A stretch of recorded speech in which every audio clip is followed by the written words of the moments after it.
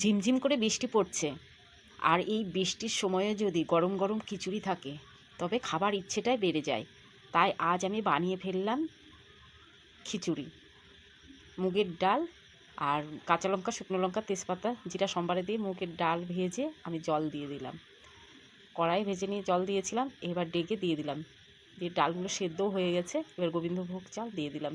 আর দিয়েছিলাম আদা, জিরা, শুকনো লঙ্কা বাটা। একদম হয়েও গেছে। আর নামিয়ে নেব। নামিয়ে নিয়ে আমি ঘি আর শুকনো কড়াইয়ে আমি জিরা, শুকনো লঙ্কা, এলাচ, দারচিনি গুঁড়ো করে নিয়েছি। তা নামিয়ে নিয়ে ছড়িয়ে দেব। বৃষ্টির সময় এই রকম গরম গরম খিচুড়ি খেতে কিন্তু বেশ ভালো লাগে। তোমাদের কার কার ভালো লাগে তা একটু কমেন্টে বলবে। আর ভিডিওটি ভালো লাগলে শেয়ার করে দেবে।